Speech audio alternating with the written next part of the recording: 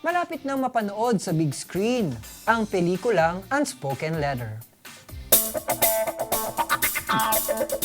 Pinagbibidahan ito ng singer at actress na si Jassy Busran at ginampanan niya ang karakter ni Felipa na isang special child. Very challenging umano sa singer-actress na gampanan ang karakter ng isang taong may special needs. Unspoken letters, it is actually the same po ng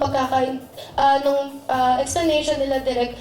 Nung nabasa ko rin po yung script, doon ko na-realize na, kaya unspoken letters kasi merong mga bagay tayong kinikim-kim lang natin sa sarili natin na hindi natin sinasabi sa pamilya natin, sa membro ng pamilya natin. Kaya nagkakaroon ng galit, ng sama ng loob. So yun yung pagkakaintindi ko po na okay, unspoken letters, hindi nila nasasabi yung tunay nilang nararamdaman.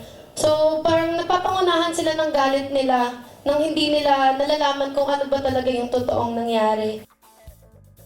Nakasama din ni Jassy sa pelikula ang mga veteranong aktor na sina Tonton Gutierrez, Glidel Mercado, Gladys Reyes, Matet De Leon at Simon Ibarra. At sobra niyang pagpapasalamat dahil kahit newcomer pa lang siya sa industriya ay nagkaroon na siya agad ng proyekto kasama sila.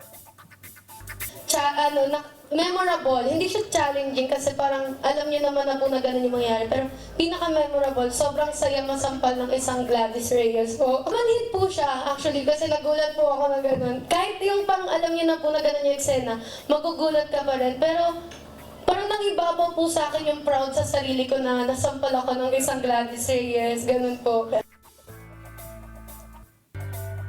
Mapapanood na ang Unspoken Letters sa mga sinihan nationwide simula December 13, 2023.